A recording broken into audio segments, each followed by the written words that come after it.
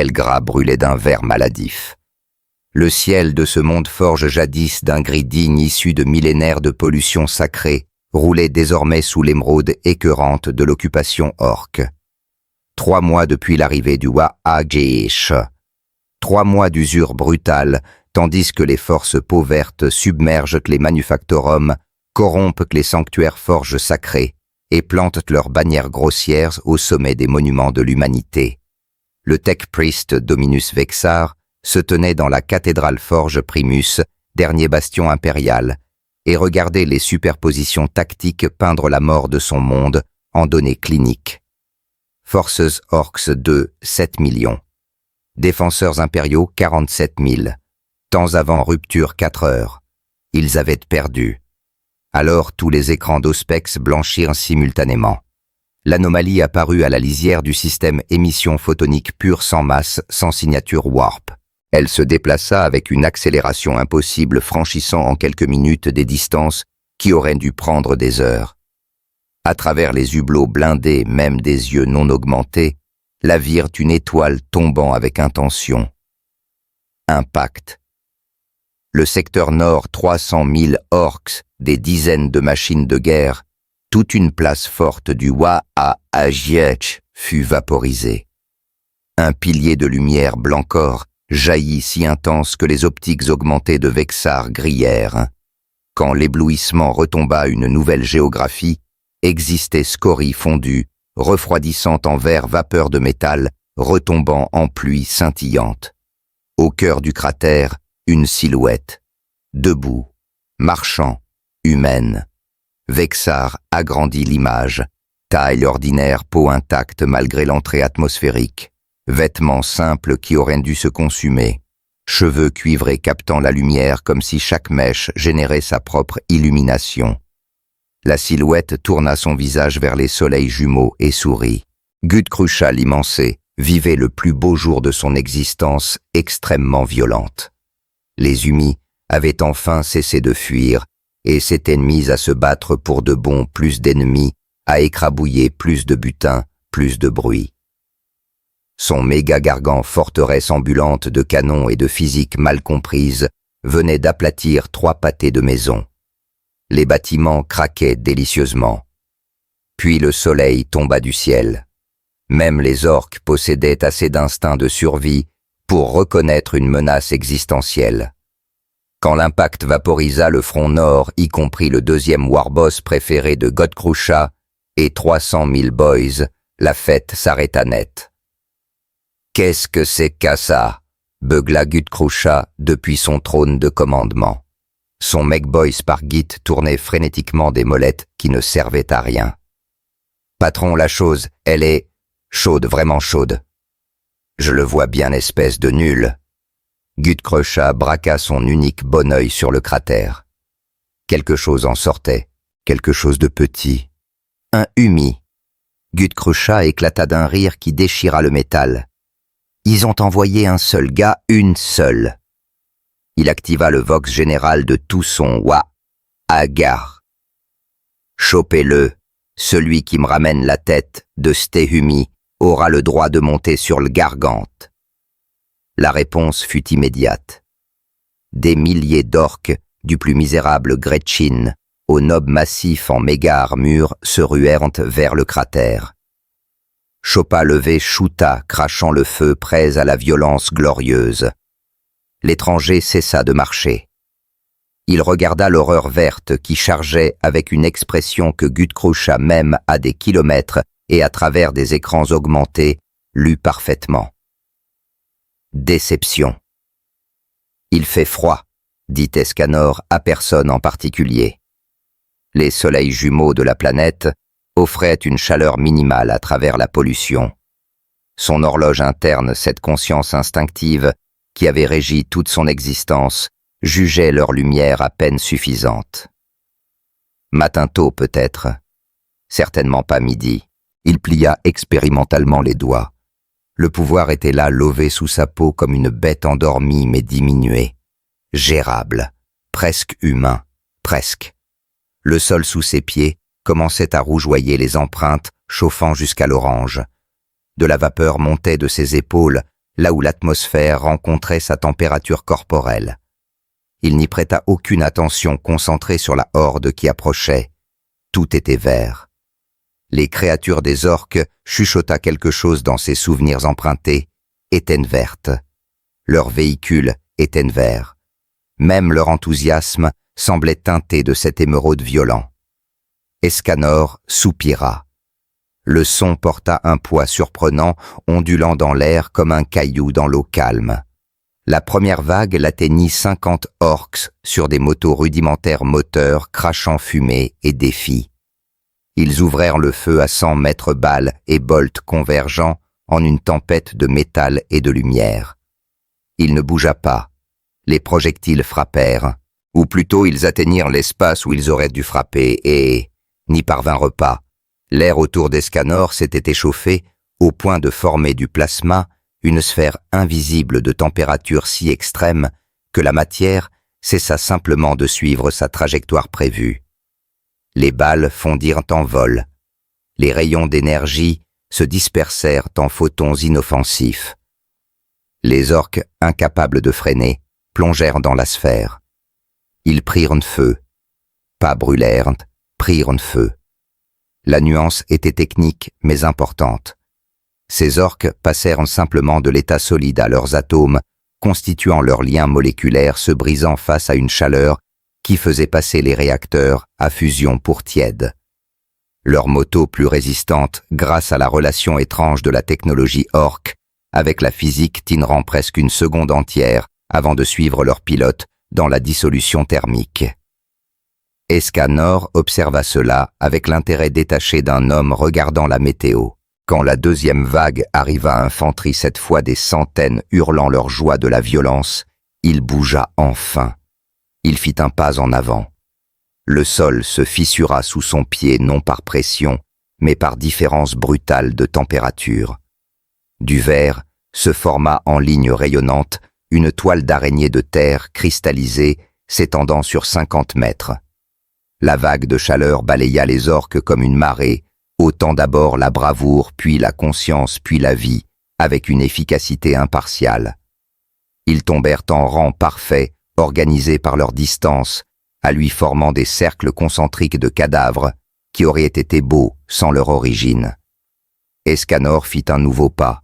« C'est fatigant », dit-il doucement. Ces mots portèrent à travers le champ de bataille parfaitement audible, malgré le vacarme des moteurs et des armes atteignant les oreilles orques avec une clarté cristalline. L'avancée hésita pas de peur. Les orques ne connaissent pas vraiment la peur, mais de confusion. L'humain se contentait de rester là, de marcher, sans faire aucune des choses habituelles des humis. Gutkrusha, observant via ses écrans, ressentit quelque chose qu'il n'avait jamais connu, le doute. Rita gisait là où il l'avait laissée. Escanor ne s'était pas rendu compte qu'il l'avait apportée jusqu'à ce que sa main se tende et trouve le poids familier. La hache divine se matérialisa de nulle part, ou peut-être avait-elle toujours été là attendant. Sa surface capta la faible lumière solaire et l'amplifia le métal passant de température ambiante à blanc incandescent en un souffle. Il la leva d'une seule main, le geste nonchalant, malgré la masse absurde de l'arme. Le méga-gargant tira. Toutes les armes qu'il possédait, et il en possédait beaucoup, firent feu simultanément. Missiles obus, rayons las, une sorte d'éclair vert qui faisait hurler l'air. Le barrage aurait rasé un quartier de ville, effacé une forteresse, tué n'importe quoi, sauf un titan.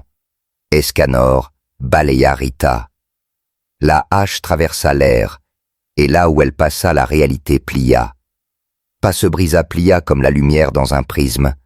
Le feu entrant courba suivant de nouvelles trajectoires, menant partout sauf vers lui. Les missiles repartirent vers leurs lanceurs. Les rayons là se dispersèrent en arc-en-ciel inoffensif. L'éclair vert se terra dans le sol déjà fondu. Puis Rita acheva son arc. L'onde de choc qui suivit n'était pas du vent ni du son, c'était de la chaleur déplacée dotée de force cinétique.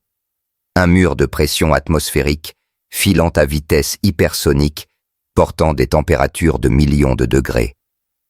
Il franchit le kilomètre séparant Escanor du méga-gargan en moins d'une seconde. La machine de guerre de taille titan n'explosa pas. Les explosions impliquent une perte de confinement, une expansion rapide, une cause mécanique. Le méga-gargan cessa simplement d'être solide.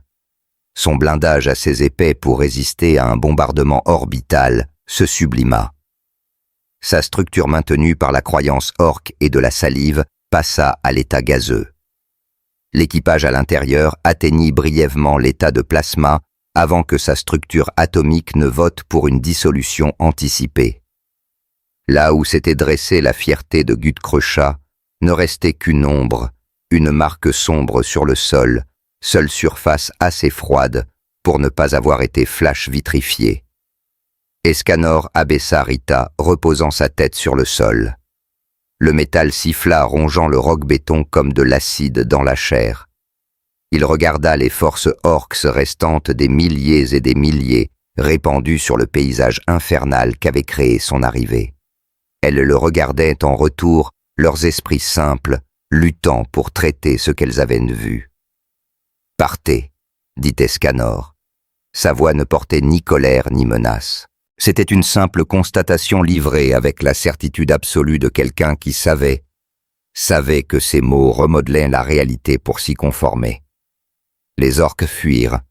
Pas une retraite, pas un repli tactique. Ils fuirent abandonnant armes, véhicules, courant avec la panique aveugle de proie, ayant enfin reconnu un prédateur hors catégorie.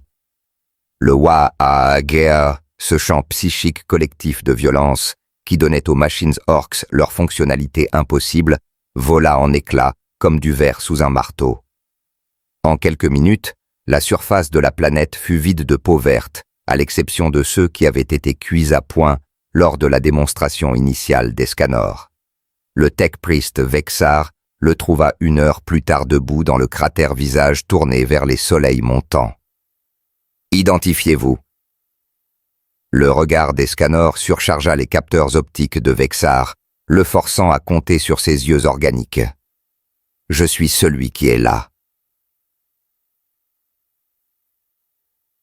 Vous avez sauvé ce monde. J'existais à proximité. Le salut fut incident. Il observait le ciel. À quelle heure le soleil atteint-il son zénith? Midi local dans 2 heures et 17 minutes. Quelque chose passa sur le visage d'Escanor. Satisfaction peut-être. Bien, cela suffira. Suffira pourquoi? Escanor ne répondit pas. Il se tint là, visage levé, température corporelle montant. Le sol devint rouge cerise, puis orange, puis blanc incandescent. Vexar recula ses capteurs thermiques, hurlant. « Que êtes-vous » Escanor le regarda pleinement. Ses yeux or brûlants, ne contenant rien de la sorcellerie warp ni de la mécanique, contenaient quelque chose antérieur à la sagesse de l'Omnicia et à la vision de l'empereur. Une fierté pure non diluée. « Regardez, » dit Escanor, « et sachez que je suis le plus dévoué serviteur du soleil. » Midi arriva. Plus tard, quand les érudites du Mechanicus tentèrent de calculer la libération d'énergie, leurs cogitateurs connurent des défaillances logiques. Quand les cartographes impériaux essayèrent de cartographier les conséquences, leurs cerveaux-crânes s'éteignirent plutôt que de traiter la contradiction. Quand les maisons de navigateurs informèrent leurs voyants de l'incident Elgra, la moitié demanda une retraite immédiate. Car à midi, Escanor devint. Pas se transforma devint. La distinction importait. Transformation implique un passage d'un état à un autre. Ceci était révélation d'un état qui avait toujours existé, attendant simplement son heure. Son corps s'étira, atteignant presque le double de sa hauteur, muscle se développant avec une précision géométrique. Ses cheveux flamboyèrent chaque mèche, un filament de lumière stellaire capturé. Les vêtements décontractés qu'il portait brûlèrent, remplacés par la chaleur elle-même, prenant forme une couronne de flammes servant à la fois d'armure et de déclaration. Et son ombre couvrit tout l'hémisphère nord. Vexar, observant à 3 kilomètres derrière les plus puissants boucliers voides de la cathédrale, vit la courbure de la planète se déplacer. Non par tectonique, mais parce que l'espace-temps local s'était plié sous la concentration colossale d'énergie se manifestant en un seul point. Escanor leva Rita au-dessus de sa tête d'une main.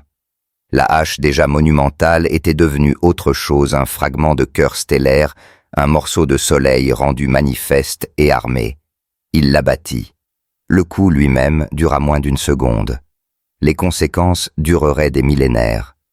Elgra se fendit, pas métaphoriquement, pas partiellement. Le tranchant de la hache divine frappa la surface et continua fendant croûte, manteau, noyau, même ressortant de l'autre côté, dans une gerbe de nickel-fer fondu.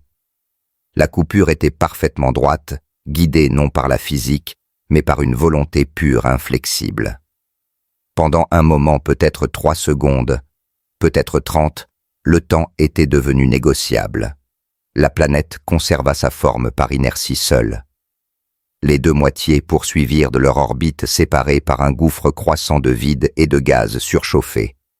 Puis, la gravité des soleils jumeaux s'affirma. Chaque moitié entama sa longue spirale descendante vers l'immolation solaire. Mais elles tombèrent lentement, gracieusement, comme des feuilles d'un arbre d'automne. La planète, qui s'était tenue 10 000 ans comme monument à la gloire de l'Omnicia, mourait sur des mois visibles de tous ceux entrant dans le système comme un avertissement et une merveille. Escanor abaissa son bras. L'effort, si on pouvait l'appeler ainsi, n'avait même pas accéléré sa respiration. Il regarda son œuvre avec l'œil critique d'un artiste examinant un tableau. « Acceptable, dit-il. » Sa voix, amplifiée par le vide et le miroitement thermique des atmosphères mourantes, porta sur tous les canaux Vox de tous les vaisseaux du système. Dans la cathédrale Forge Primus, désormais en orbite indépendante au milieu des débris. Vexa regarda son monde mourir et ressentit quelque chose que son esprit augmenté ne pouvait traiter. Admiration peut-être, ou terreur, ou la compréhension qu'il venait d'assister à une divinité rendue tactique. Le Tech Priest activa l'émission générale, sachant que ces mots seraient enregistrés, analysés, entrés dans les archives du Mechanicus pour les millénaires à venir. Par la grâce de l'Omnicia, murmura-t-il, nous avons vu naître une nouvelle étoile. Et au fil des heures midi, céda à l'après-midi, et la forme d'Escanor diminua. L'éclat terrible s'estompa. La présence cosmique qui avait fendu un monde se replia dans des dimensions humaines. Au coucher du soleil mesuré désormais par l'étoile primaire du système, car Elgra n'avait plus de surface pour définir de tels concepts, il était redevenu la chose frêle et diminuée qui était apparue dans le cratère. Une navette de sauvetage le trouva flottant dans le champ de débris recroquevillé sur lui-même, grelottant malgré l'incapacité du vide à transmettre le froid. On le ramena à bord, on l'enveloppa dans des couvertures thermiques, on tenta de lui faire avaler de la pâte nutritive. Il les repoussa faiblement. Juste, sa voix à peine audible. Laissez-moi simplement voir le soleil se lever demain, c'est tout ce que je demande. L'équipage échangea des regards incertains de la réponse à donner à un être qui venait de tuer une planète et formulait une requête si simple. La capitaine, une femme burinée par 40 ans de guerre dans le vide, s'agenouilla près de lui. « Vous le verrez, » promit-elle, « tous les jours si vous le désirez. L'Imperium vous doit bien cela. » Les yeux d'Escanor, plus or, juste bleu, fatigué, humain, rencontrèrent les siens. « Merci, » murmura-t-il. Puis plus bas encore, « Je suis désolé pour votre monde. »« Vous avez sauvé ce qui comptait, » répondit la capitaine bien que sa voix tremble. « Les gens, le savoir, le reste, ce n'était que métal et pierre. » Escanor ferma les yeux, et pendant un instant, il ressembla à ce qu'il prétendait être un homme, perdu, désorienté, incroyablement loin de chez lui. « Je me demande, » murmura-t-il déjà glissant vers le sommeil, « si elle aurait été fière ou déçue. Je n'arrive jamais à savoir laquelle elle aurait préféré. » Et... La capitaine ne demanda pas qui était elle. Certaines questions, elle l'avait appris, valaient mieux rester sans réponse. De la planète mourante. Dernière transmission de Vexar. Aujourd'hui, nous avons vu l'impossible. Un homme est devenu soleil, puis est redevenu homme. Nous ne comprenons pas ce qu'il est. Nous ne savons pas s'il sert la volonté de l'empereur ou un dessein au-delà de notre compréhension. Mais quand les ténèbres vinrent, quand nous fûmes au seuil de l'extinction, la lumière répondit. Pas le phare distant de l'Astronomicon, pas la sainte radiance de l'empereur, mais quelque chose d'autre. Quelque chose qui ne demandait pas la permission, n'exigeait pas la foi, ne réclamait pas l'adoration. Une lumière qui simplement était. Que quiconque manie cet être se souvienne, les soleils ne se soucient pas de ce qu'ils illuminent. Ils brûlent quoi qu'il arrive. Louange à l'omniscia, louange à l'empereur, louange au soleil. Le système Valentis agonisait. Pas rapidement, l'univers accorde rarement de telles miséricordes. Il y a 3 mois, Valentis Prime abritait encore 17 milliards d'âmes réparties sur 5 mondes habités. Aujourd'hui, l'étoile primaire du système clignotait selon des rythmes contre nature, sa lumière saignant, dans des spectres qui blessaient la perception. La flotte Ruche-Léviathan était arrivée pour se nourrir. Le capitaine Matthias Kain se tenait sur la passerelle du jugement de l'empereur et regardait son monde natal disparaître.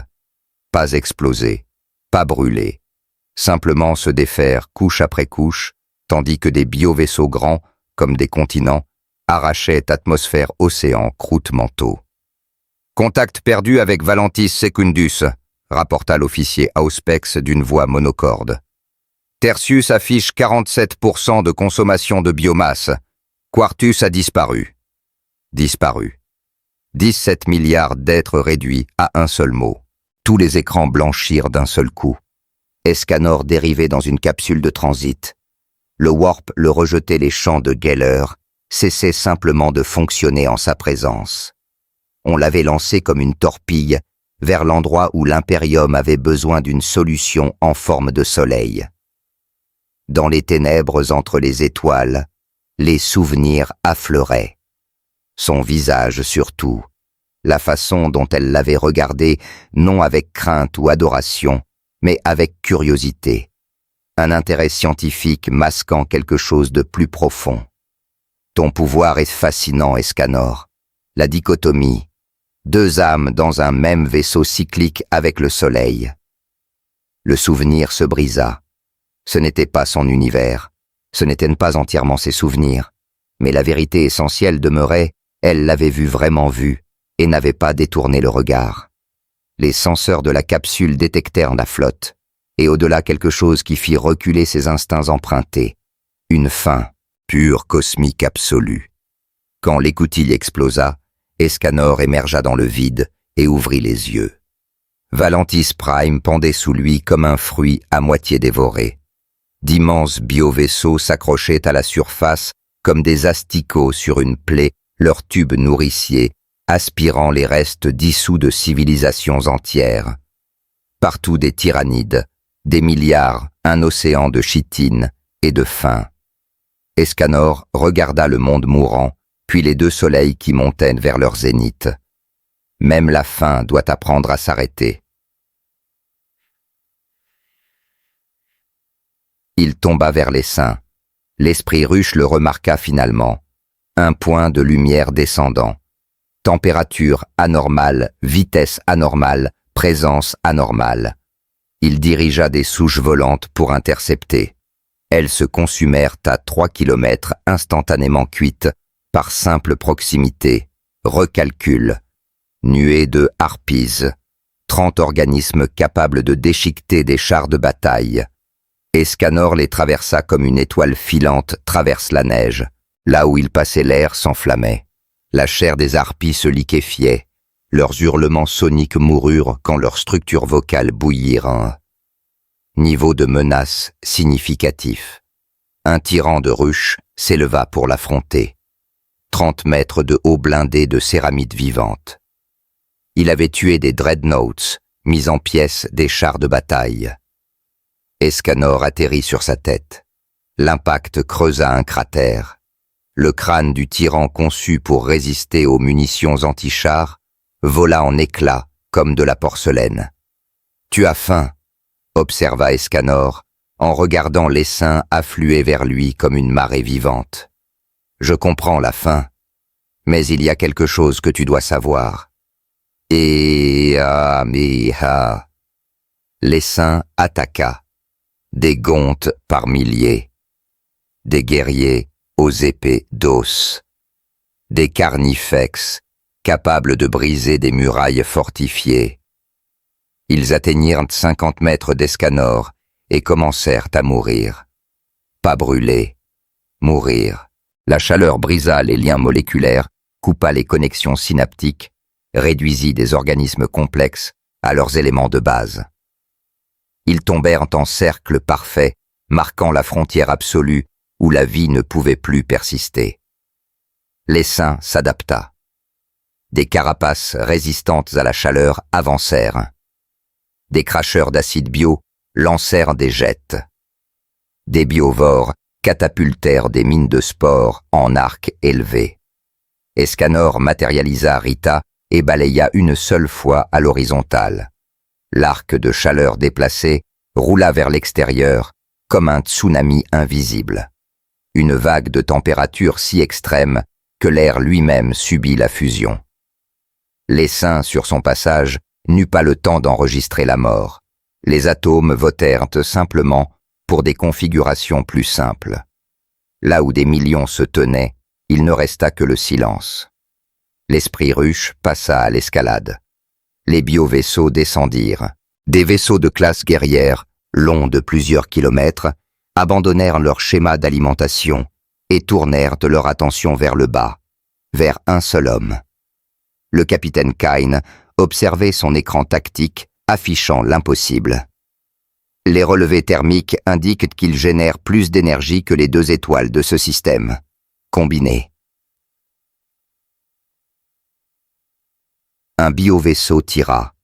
Une torpille de spore de la taille d'une cathédrale chargée de genestealers baignés d'acide. Elle fila vers Escanor. Il leva les yeux vers elle, simplement regarda. La torpille se consuma en plein vol, sa cargaison hurlant avant que les protéines ne se défont. Un autre vaisseau tira, puis un autre. Des dizaines de projectiles convergèrent sur le point de lumière qui refusait de s'éteindre. Escanor planta Rita dans le sol et leva son visage vers le ciel. Les soleils avaient atteint leur apex.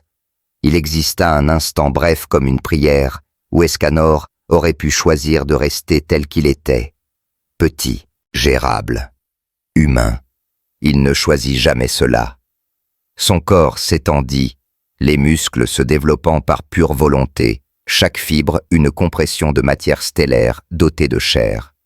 Ses cheveux flamboyèrent couronne de flards solaires. Quand il ouvrit les yeux, il n'avait plus de pupilles, juste de la lumière pure et terrible.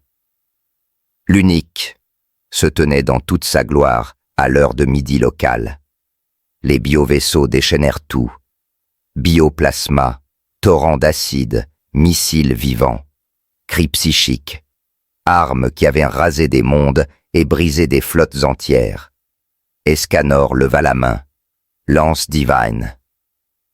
Un rayon de lumière jaillit vers le haut à des vitesses qui rendaient les photons jaloux à des températures que la fusion enviait. Le premier biovaisseau qu'il toucha cessa d'exister. Pas détruit, effacé.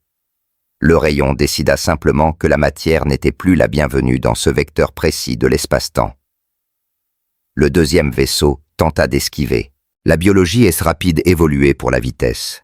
Elle ne fut pas assez rapide. Le rayon ajusta traqua avec une précision paresseuse et toucha. Nouvelle suppression. Le troisième tenta de fuir. Le rayon traversa ses spores le vaisseau lui-même et le fragment d'esprit ruche qui dirigeait les opérations. Le contre-coup psychique se répercuta à travers le système. Des milliards de tyrannides perdirent leur coordination, leurs mouvements synchronisés, s'effondrant en chaos. 23 biovaisseaux étaient entrés dans l'atmosphère. 4 restaient fuyant à des vitesses qui fissureraient leur propre carapace. Escanor les laissa partir. Même les prédateurs méritent d'apporter des avertissements chez eux. Le sol sous ses pieds était devenu un lac de roches liquides. Il se tenait au centre, regardant la désolation d'un air, las uniquement. Est-ce assez? Est-ce que ce que tu voulais voir? Le ciel n'offrit aucune réponse. La réponse de la flotte ruche arriva en moins d'une heure. Pas par des vaisseaux. Elle avait appris cette leçon. Au lieu de cela, elle fit ce que les tyrannides font. Le mieux, elle s'adapta. Les organismes restants à la surface de Valentis Prime commencèrent à se tordre leur corps, se remodelant en nouvelles configurations. Des plaques résistantes à la chaleur poussèrent sur les carapaces. Des membranes réfléchissantes se développèrent pour renvoyer la chaleur dirigée. Des systèmes biologiques de ventilation pour évacuer l'excès de température. Et ils revinrent cette vaste marée de faim, dotée de desseins, avançant avec la certitude patiente de l'évolution elle-même. Escanor les attendait. Son pouvoir n'avait pas diminué. La bénédiction de midi durait plus longtemps qu'on ne le croyait, une période de grâce mesurée en heures plutôt qu'en minutes. Mais quelque chose d'autre avait changé. Les saints approchaient différemment, avec moins de fureur et plus de calcul, le testant, cherchant la faiblesse. Il n'y en avait aucune. Pendant 3 heures, ils essayèrent, vague après vague, chacune plus spécialisée que la précédente. Créatures qui creusaient sous terre, essayant d'attaquer par en dessous. Elles bouillirent vivantes avant de l'atteindre la terre surchauffée, les cuisant dans leurs tunnels. Souches volantes qui tentaient des attaques en altitude. Elles retombèrent en cendres. Organismes psychiques qui tentaient d'assiéger son esprit. Ils rebondirent simplement, ne trouvant aucune prise dans une conscience trop directe, trop absolue, dans sa définition de soi, pour être influencé.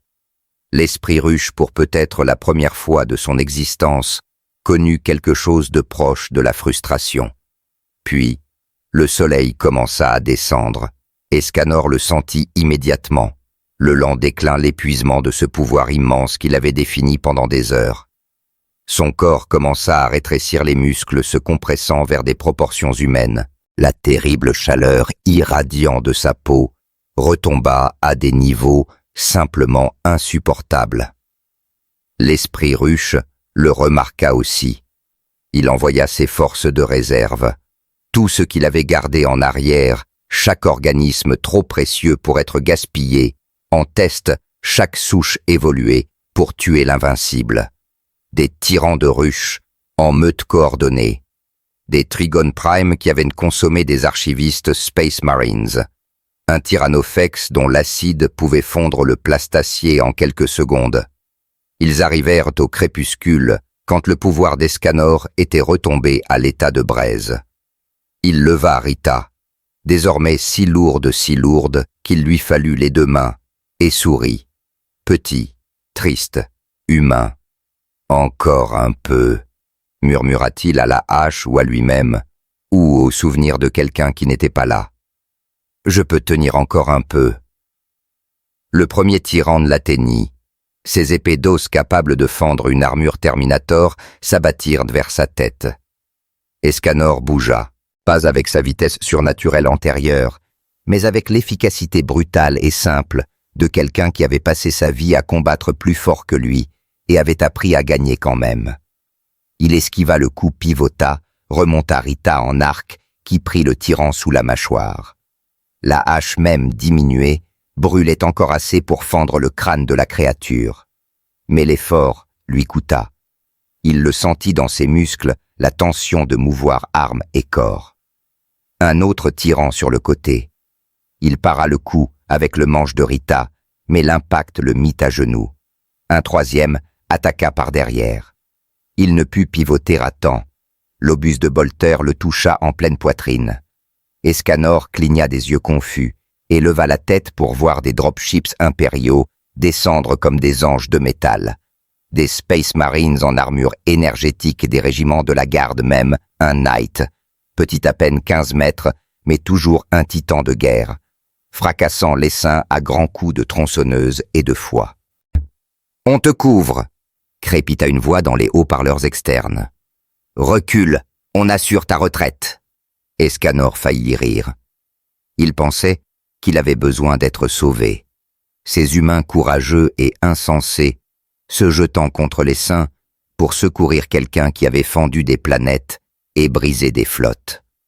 L'audace pure le toucha au plus profond de son pouvoir déclinant.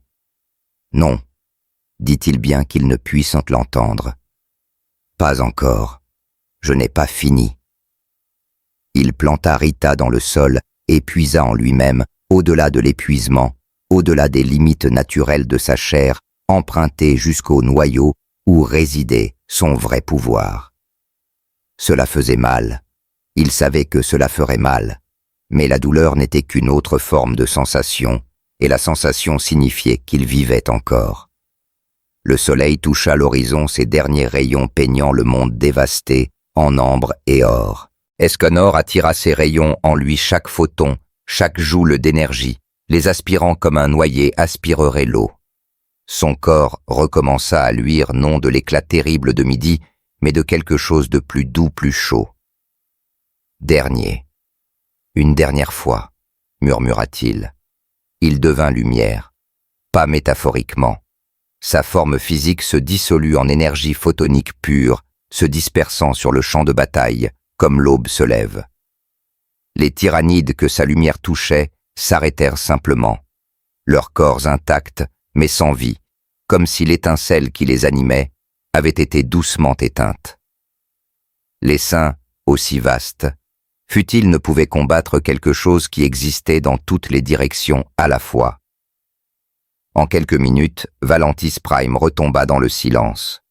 En 1 heure, la flotte ruche, ses forces terrestres anéanties, ses structures de commandement brisées, entama sa retraite. L'esprit ruche calcula les pertes, jugea le système plus coûteux que rentable et passa à des proies plus tendres. Il laissa derrière lui une planète vidée de vie, sa surface vitrifiée, ses océans évaporés, et au centre du plus grand cratère, un petit tas de cendres qui avait peut-être été un homme. Le capitaine Kine le trouva 3 jours plus tard. Pas mort. D'une certaine façon, impossiblement pas mort. Les cendres s'étaient reformées en chair, pendant les nuits intermédiaires, chaque coucher de soleil reconstruisant ce que l'aube précédente avait consumé. Quand on le déterra, il était recroquevillé en position fœtale, respirant par faibles allaitements, la peau si pâle qu'elle semblait translucide. « De l'eau », coissa Escanor. Ses premiers mots en 72 heures. On lui donna de l'eau, puis de la pâte nutritive, puis on le regarda émerveillé se forcer à s'asseoir, chaque mouvement manifestement agonisant, et contempler le monde dévasté autour de lui. « Je suis désolé », dit-il sans y être invité. « J'ai essayé de le sauver. » Kine s'agenouilla près de lui. « Tu as sauvé le système. Les autres mondes, la flotte, 17 millions d'âmes qui auraient été consommées. Tu as tout sauvé. »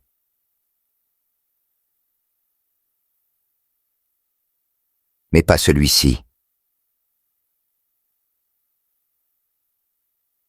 Escanor toucha la terre morte, ses doigts, revenant couverts de poussière de cendres. J'étais censé être meilleur que ça. Elle a toujours dit que je pouvais être meilleur. Qui? Demanda doucement Kine. Les yeux d'Escanor, bleus à nouveau si terriblement humains, contenait quelque chose qui aurait pu être souvenir ou délire. Quelqu'un qui comprenait que le pouvoir sans sagesse n'est qu'une autre forme de faim. Il toussa, et son souffle embua l'air froid du monde mort. Même la faim doit apprendre à s'arrêter. Je le leur ai dit. J'aurais dû écouter mes propres paroles.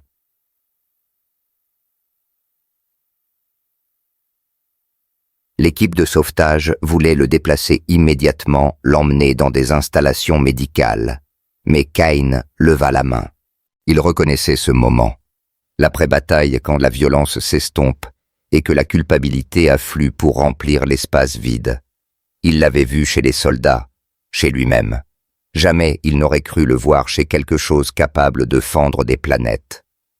Les tyrannides ne s'arrêtent pas, dit doucement Kane.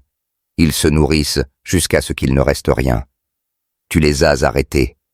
Quel qu'en soit le prix qui que tu essayais d'être, tu les as arrêtés.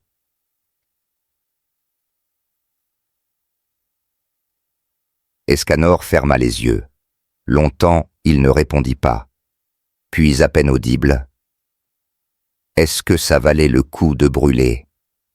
Kane regarda le monde mort, pensa au monde vivant, au-delà, et donna la seule réponse possible. Demande aux 17 millions qui respirent encore. Observation enregistrée. Magos Biologis. Drusus Vein. Document. Theta. 7. Classification. Vermilion. Peine pour accès non autorisé. Exécution immédiate sans procès. Sujet désigné. Saint solaire a manifesté une capacité jusque-là non documentée. Conversion matière, énergie à volonté. L'analyse des résidus du cratère de Valentis Prime indique une désassociation moléculaire complète suivie d'une reconstruction utilisant le rayonnement stellaire ambiant comme matrice. Cela défie tous les principes de biologie et de physique. L'énergie requise pour maintenir la conscience à l'état photonique dépasserait la production quotidienne d'une étoile. Pourtant, les preuves sont irréfutables. Plus troublant le sujet, semble ignorer les implications théologiques. Quand on lui a demandé si c'était une résurrection, il a paru perplexe et a répondu « Non, je n'avais simplement pas encore couché », comme si mourir et se reformer équivalait au cycle journalier d'un soleil. Recommandation. Sous aucun prétexte, ce sujet ne doit être déployé près de mondes peuplés pendant le pic solaire. Le potentiel de dommages collatéraux dépasse la classe Exterminatus. Recommandation alternative. Déploiement exclusif contre menace de niveau Exterminatus.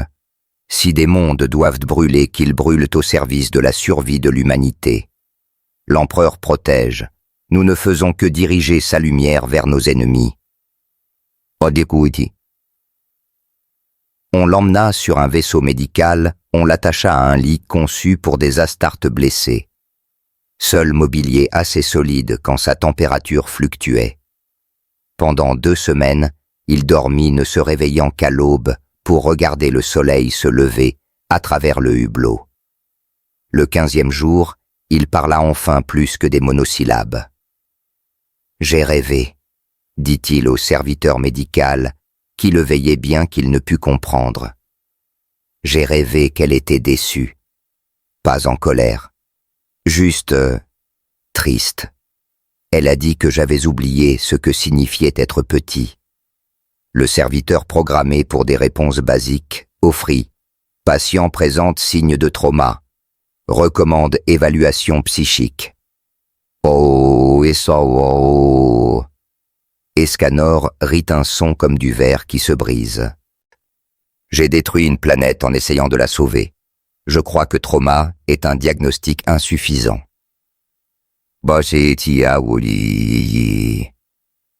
Au coucher du soleil, son corps diminua jusqu'à son état le plus faible. Les entraves médicales conçues pour retenir des surhumains pendaient lâches à ses poignets. Il aurait pu partir n'importe quand. Au lieu de cela, il resta regardant les étoiles à travers le hublot comptant des systèmes qu'il ne verrait jamais, des mondes sur lesquels il ne marcherait jamais. Quelque part, murmura-t-il dans l'obscurité, un soleil se lève. Quelqu'un voit la lumière pour la première fois aujourd'hui. Ça doit compter. Ça doit. L'obscurité étant l'obscurité ne répondit pas. Mais quelque part dans sa poitrine, là où battent les cœurs humains, leur rythme mortel, quelque chose qui n'était ni organe, ni émotion, remua. Fierté peut-être, ou espoir, ou la terrible compréhension qu'il brûlerait encore et encore et encore, jusqu'à ce qu'il ne reste plus rien à brûler. Parce que c'est ce que font les soleils. Ils brûlent quoi qu'il arrive. Le warp le recracha comme un poison. Le module de transit d'Escanor tournoyait à travers l'espace réel, les alarmes hurlant des avertissements de trajectoire catastrophique. Par le hublot, il aperçut sa destination, un monde de métal et de silence, sa surface polie à la perfection, réfléchissant la lumière des étoiles comme une pièce tournoyante dans le vide. Pas d'atmosphère, pas de rotation, pas de vie, seulement de la géométrie et de la mort en attente. Le module heurta la surface à vitesse terminale. Le métal hurla contre le métal, le son faux trop pur, trop résonnant comme une cloche forgée dans une tombe. Quand l'écoutille explosa, Escanor sortit en titubant dans un froid absolu. Zutera. Les cartes du Mechanicus l'avaient désigné comme un monde tombe classification Oméga. Ne pas approcher, ne pas scanner, ne pas réveiller ce qui dort. Il se tenait sur une plaine d'argent qui s'étendait jusqu'à chaque horizon parfaitement plate, marquée seulement par des obélisques qui se dressaient comme des doigts accusateurs vers un ciel noir. Chacun portait des hiéroglyphes qui semblaient se déplacer quand il détournait le regard, racontant des histoires dans une langue plus ancienne que la parole humaine. Le froid mordait plus profondément que le vide ne devrait le permettre. Pas l'absence de chaleur, mais quelque chose qui précédait la température elle-même, l'entropie rendue architecturale. Escanor expira, et son souffle se cristallisa en l'air de minuscules diamants tombant sans bruit sur le sol métallique. « Même ici, dit-il au silence, le soleil devrait briller. » Le silence n'était pas d'accord.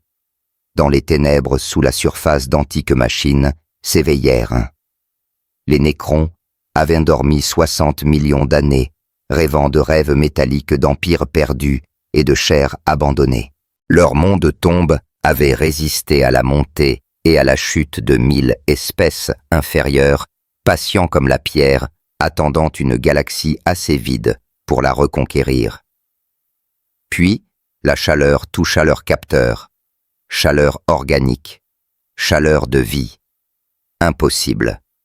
Rien ne vivait sur Cythera. Les protocoles étaient absolus. Plus profondément dans la crypte, la conscience d'un seigneur Nécron clignota vers la pleine éveil. Seigneur Zandrek, jadis général de chair et de sang, désormais un esprit emprisonné dans du métal vivant, analysa les données avec la logique froide des immortels. Signature thermique adjacente à une étoile. Puissance émise dépassant les paramètres de tolérance. Biologique confirmée. Contradiction.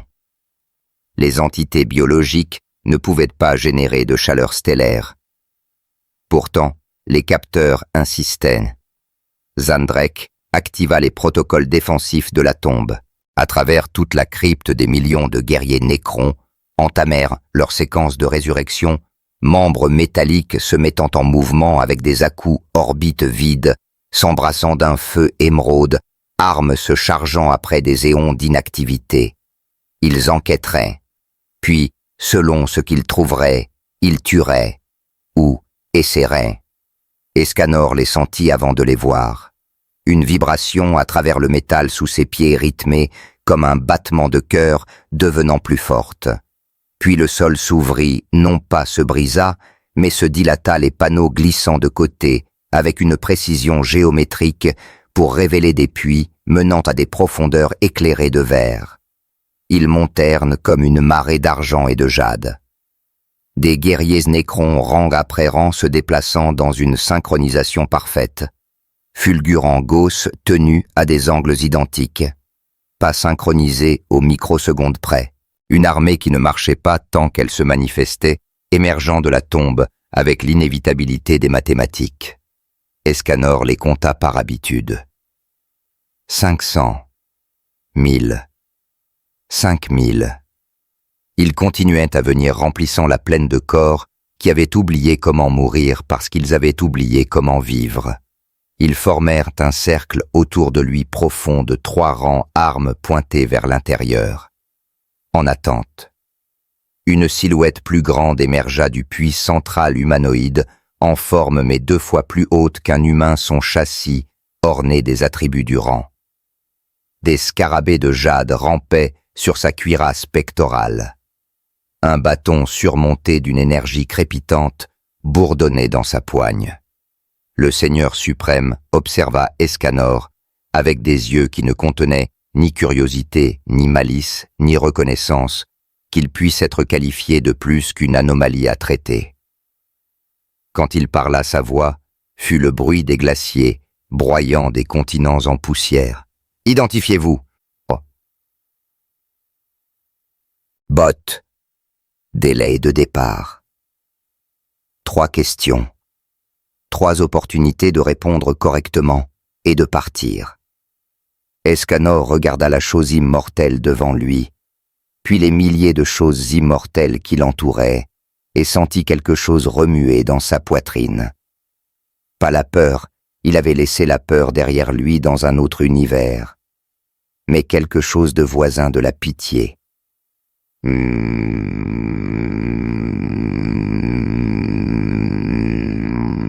Je n'ai pas de nom que vous reconnaîtriez, dit-il doucement. Mon but est d'exister, et je partirai quand le soleil se couchera.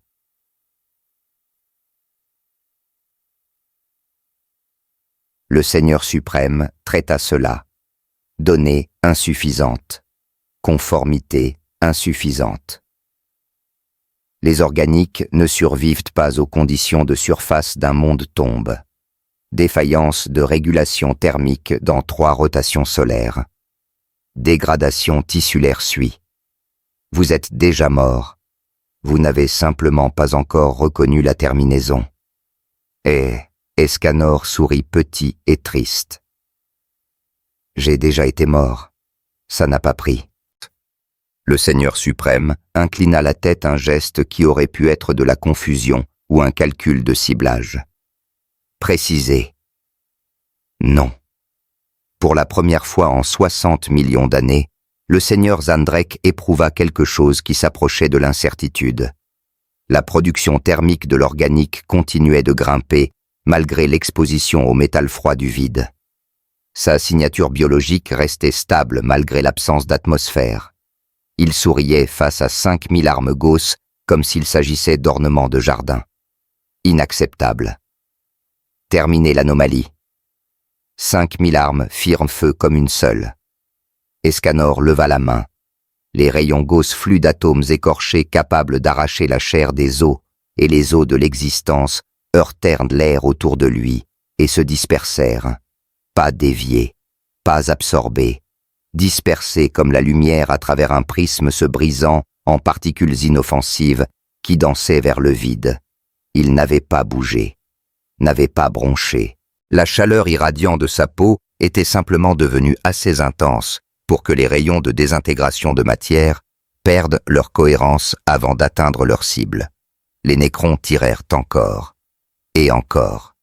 Un barrage continu qui aurait réduit un titan impérial à ses atomes constituants. Escanor se tenait au centre d'un pilier de lumière verte intacte, attendant qu'ils comprennent. Ils ne s'arrêtèrent pas. Ils étaient des machines. Les machines ne comprennent pas la futilité, elles ne reconnaissent que les paramètres atteints ou non atteints. Escanor soupira. Le son porta un poids surprenant ondulant à travers la plaine métallique comme une pierre dans l'eau calme. « J'ai essayé d'être doux, » dit-il. Il fit un pas en avant. Le métal sous son pied ne fondit pas, il transitionna. Solide à liquide à gaz à plasma en l'espace d'un battement de cœur. L'onde de choc du changement d'état soudain se propagea vers l'extérieur, un cercle de force thermique pure s'étendant à vitesse hypersonique. L'anneau le plus proche de guerriers nécrons disparut. Pas détruit, sublimé. Le métal vivant conçu pour résister au feu atomique ne pouvaient simplement pas accommoder des températures dépassant les cœurs stellaires.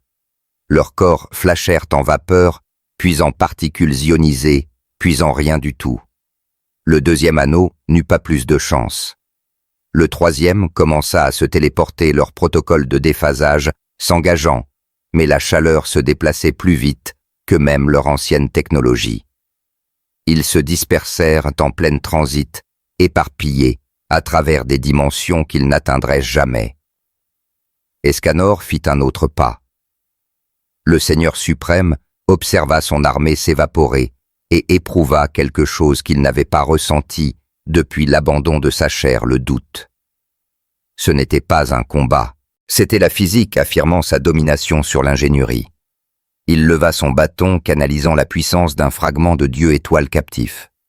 L'énergie jaillit pas du Gauss, mais quelque chose de plus ancien, quelque chose qui défaisait la réalité elle-même au niveau quantique. Le rayon frappa la poitrine d'Escanor. Il le regarda curieux, comme s'il remarquait un insecte.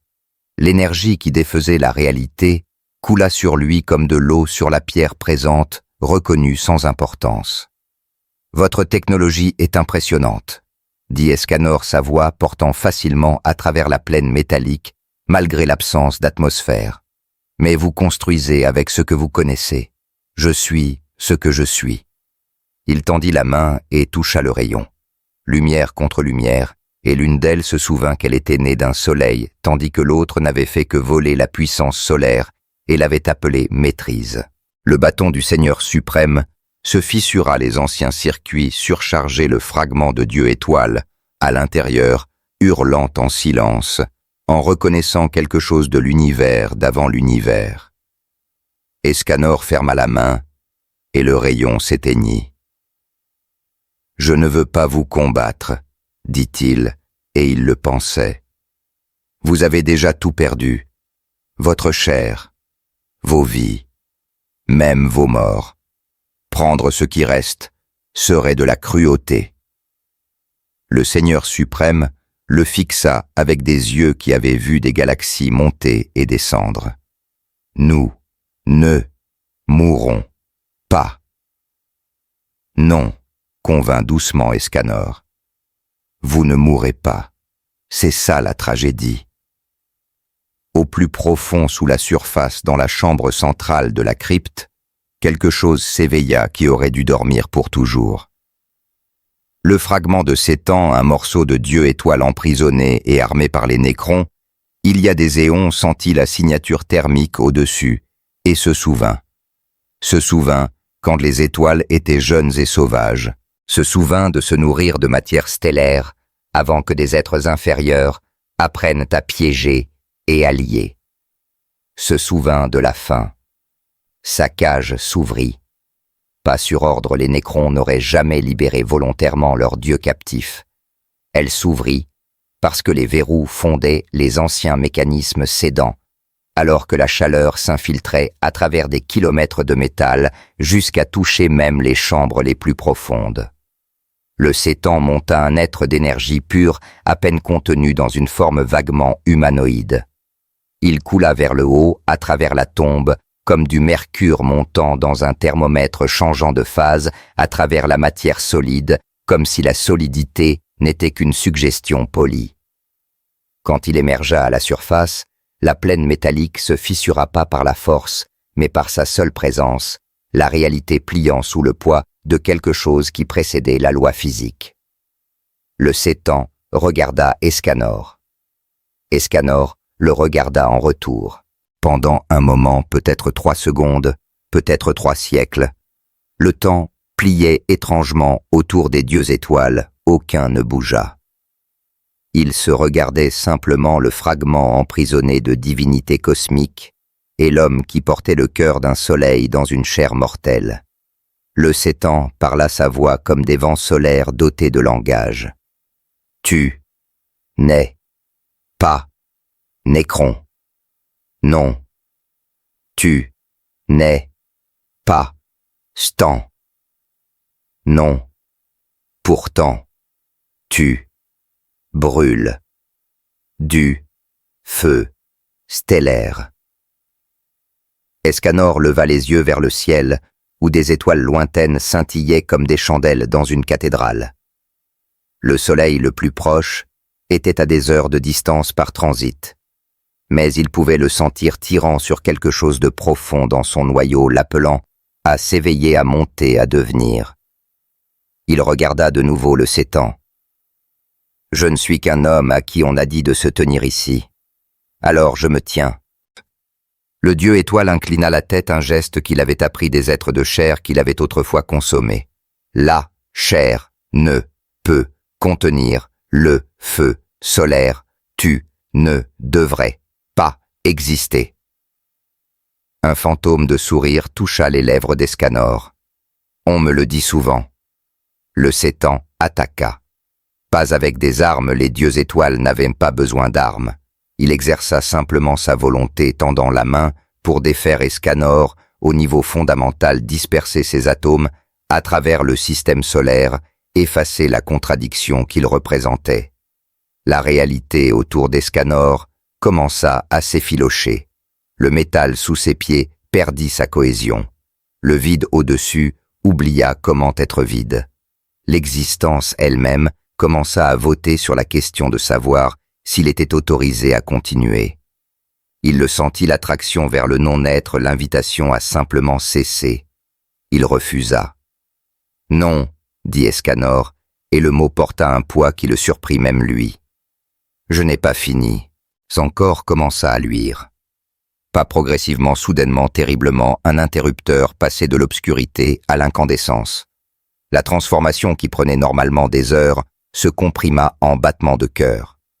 L'unique émergea. Plus tard, les érudits du Mechanicus débattraient pour savoir si l'événement de Xitera qualifiait de bataille ou d'anéantissement mutuel. Les données des capteurs étaient contradictoires. Deux signatures énergétiques de niveau stellaire se chevauchant.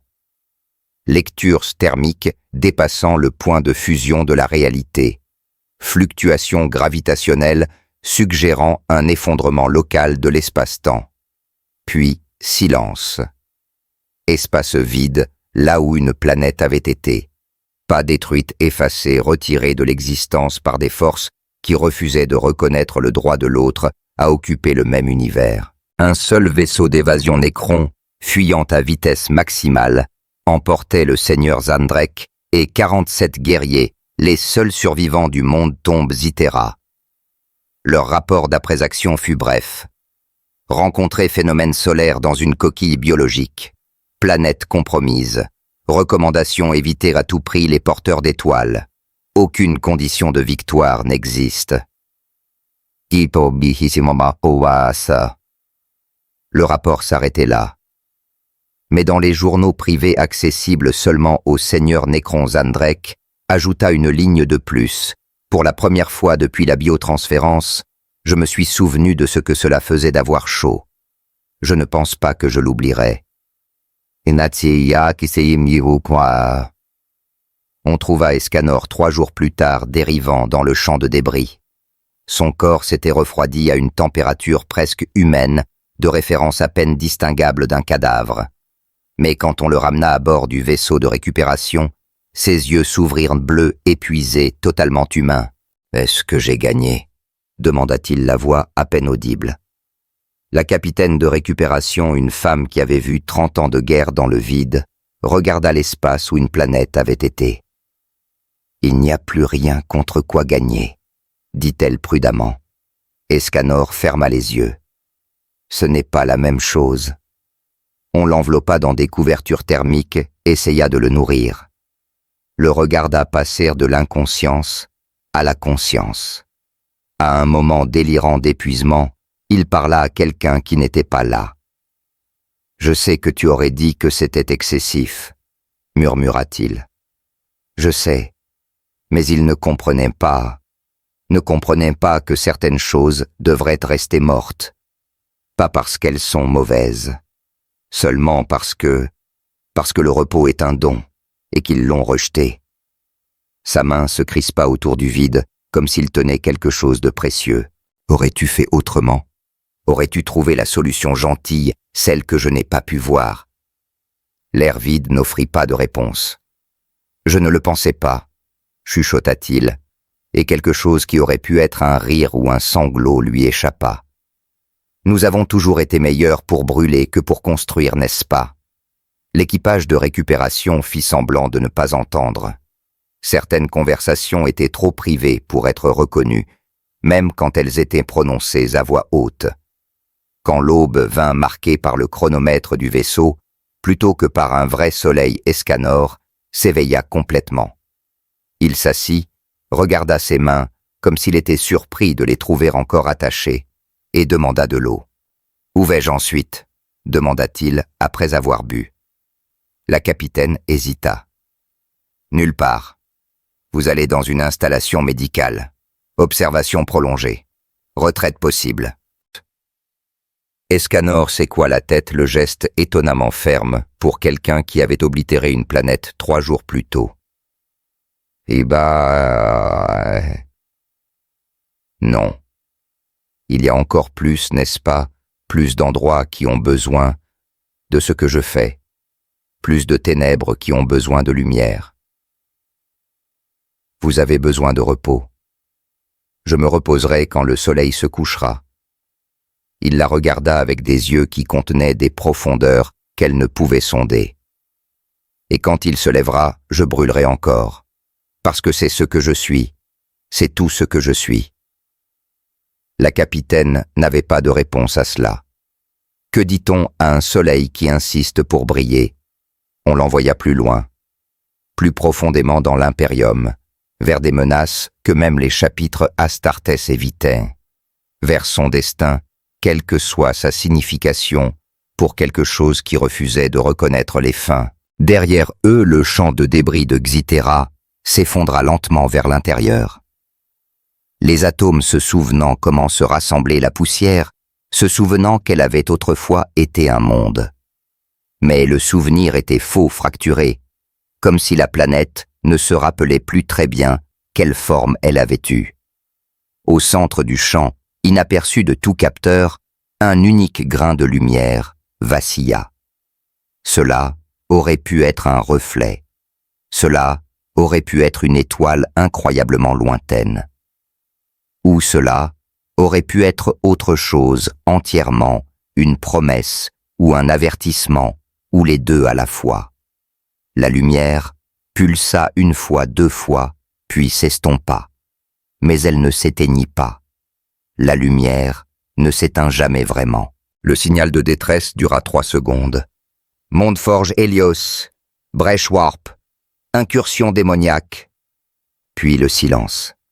L'inquisiteur Covenant observa les coordonnées clignoter comme une étoile mourante.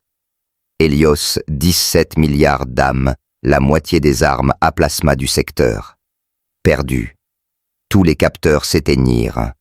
Quand ils revinrent, une nouvelle signature était apparue. La même émission thermique qui avait détruit Elgra, Valentis, Xythera. « Il y va », dit Covenant à voix basse. Son officier leva les yeux.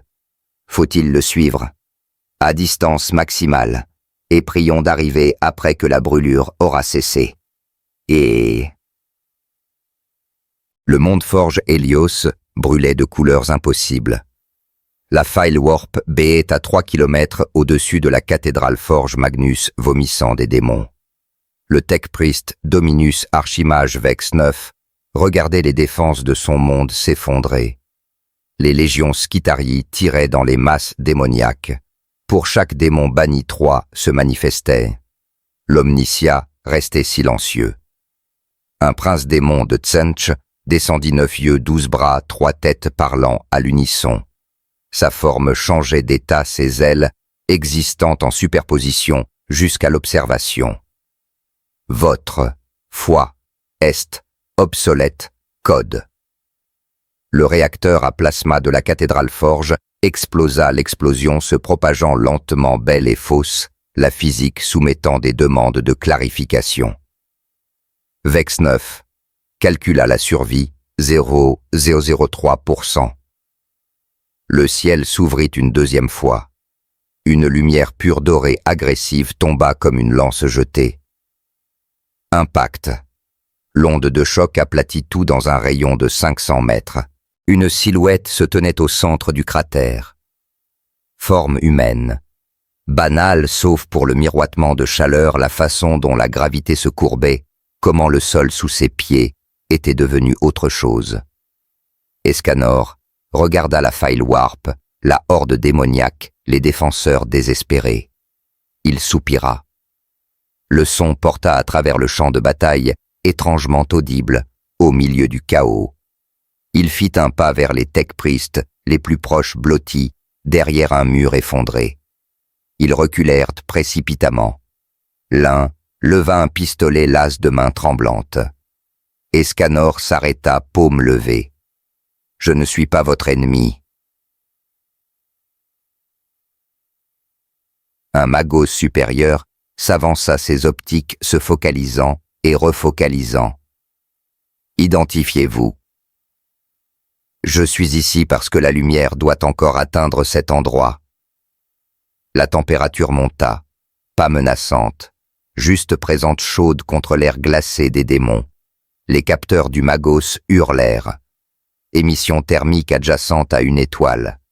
Présence warp nulle. Nulle. Rien du warp ne touchait cet être. Les démons reculaient devant la bulle de réalité pure qui l'entourait. Le magos passa en revue les sous-routines théologiques inchangées depuis l'âge des luttes. Conclusion arrivée avec un poids divin. Vous êtes l'avatar de l'Omnicia. Le dieu-machine vous a envoyé. L'expression d'Escanor se mua en quelque chose qui ressemblait à de la douleur. Non, je suis juste quelqu'un qui se trouve là où le soleil brille. Vasama. Mais le magos tomba à genoux. Puis les autres. Les méchadendrites s'étalèrent en supplication, les grillevox chantant « Loué soit l'Omnicia, loué soit l'avatar qui se dresse dans l'acier et le feu. » Escanor ferma les yeux. « S'il vous plaît, ne faites pas ça. Je ne suis pas ce que vous croyez. » La foi, une fois allumée, brûle plus fort que n'importe quelle forge. Le prince démon observa avec curiosité. 9 yeux se focalisèrent indépendamment, observant Escanor à travers de multiples futurs. Dans 6, l'humain mourait. Dans 3, il fuyait. Dans 1, il rejoignait le chaos. Mais un futur vacillait, où le porteur de soleil brûlait assez fort pour menacer sa manifestation. Tu rejettes l'adoration. Pourtant, ils t'adoreront, Kand, même. Escanor tenta de relever les tech-priests. Ils refusaient de se lever. Ils avaient trouvé leur miracle. Le prince démon rit. La foi est toujours trahison de soi. La magie jaillit, changement pur. Les tech-priests hurlèrent alors que leurs augmétiques se réécrivaient, la machinerie bénie devenant blasphème. Escanor se plaça entre l'onde et les prêtres prosternés. La magie le frappa. La réalité tenta de se réécrire autour de son existence. La magie se dispersa comme la lumière à travers des prismes arc-en-ciel inoffensifs flottant au loin. « Je ne peux pas être changé, » dit-il doucement. « J'ai déjà été transformé autant qu'on devrait l'être. » Le prince démon fit un geste. Des démons mineurs se déversèrent. Horreur rose ricanant, horreur bleue hurlant en binaire, brûleur crachant le feu du changement. « Omnicia » murmura le magos, « protégez vos serviteurs. » « Je vous ai dit que je ne suis pas. » Les brûleurs libérèrent le feu du changement. Pas pour tuer, pour transformer. Escanor leva la main. La température bondit, brutalement. Le feu du changement heurta un mur invisible de chaleur et se dissipa. Le sol sous ses pieds commença à briller. rouge cerise, orange, blanc incandescent. Tout ce qui entrait dans ce cercle cessait d'être assez complexe pour être transformé. Les démons prirent feu. Mort thermique simple. Le magos fixa la scène. Vous êtes le soleil incarné, la lumière que le chaos ne peut corrompre. Arrêtez, je vous en prie. Nous construirons des monuments. Nous coderons vos écritures. Un souvenir remonta. Sa voix à elle. Escanor, s'ils t'adorent, tu deviens responsable de leur foi. Peux-tu porter cela? Le magos diffusait déjà. L'omnicia marche. L'avatar est venu. Escanor sentit le poids, l'attente, la foi qu'on lui imposait de force. Le prince démon rit. La foi, corrompte, même, sans, mon contact. Escanor leva les yeux. Vous avez raison, ils ne s'arrêteront pas. Le démon jubila. Alors je détruirai la cage avant qu'elle ne soit terminée. La température commença à monter sérieusement. Les tech-priests s'éparpillèrent, alors que le sol se liquéfiait. « Que faites-vous » hurla le magos. « Nous sommes vos fidèles. Vous êtes en danger. Si vous restez près de moi, vous brûlerez. C'est ce que je fais. » Le soleil était encore à des heures du zénith. Le corps ne s'était pas transformé, mais il existait une autre façon si l'on était prêt à payer. Il plongea en lui-même au-delà de l'épuisement, au-delà des limites naturelles, jusqu'au lieu où dormait le vrai pouvoir. La douleur n'était que le corps disant qu'on était encore en vie. Escanor commença à convertir sa propre force vitale en énergie. L'unique ultime, sans nom. Juste une technique inventée contre le roi démon, se brûler soi-même comme carburant pour une lumière impossible. La peau se fissura une lumière dorée, suintant des fêlures. Les cheveux s'embrasèrent. La forme humaine devint floue sur les bords.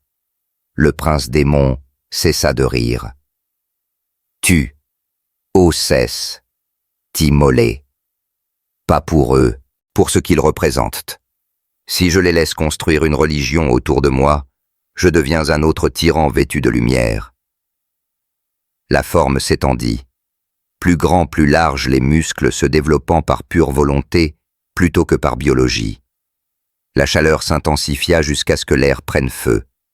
Ce n'était pas la bénédiction de midi.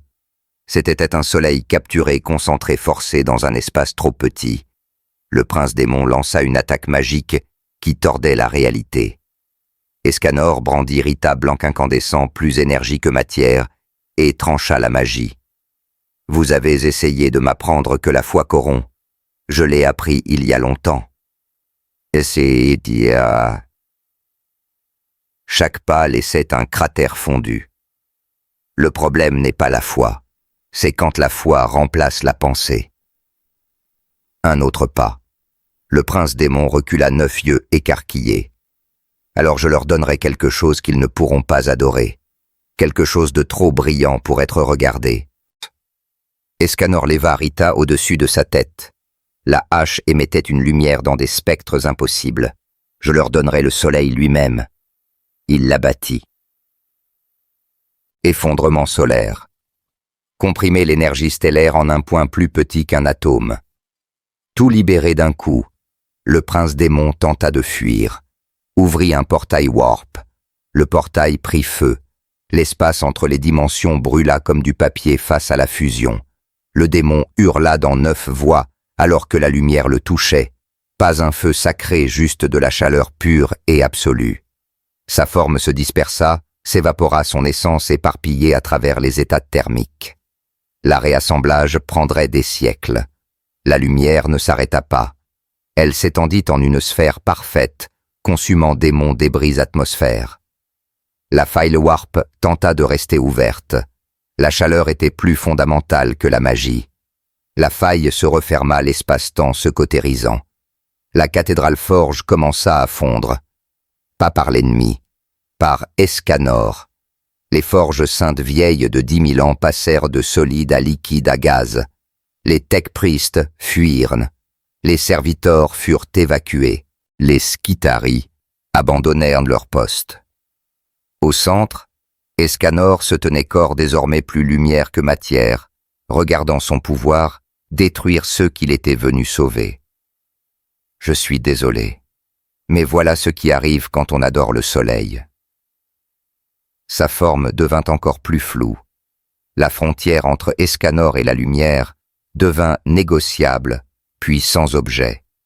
Il se dispersait, s'étendant comme l'aube, devenant phénomène, plutôt que personne. Dernière pensée cohérente. Elle aurait trouvé une meilleure solution. Mais je ne sais que brûler. Puis lumière, juste lumière s'étendant à travers Hélios, comme un second soleil naissant au niveau du sol. Le vaisseau de guerre de l'inquisiteur Covenant arriva 3 heures après la fin de la lumière.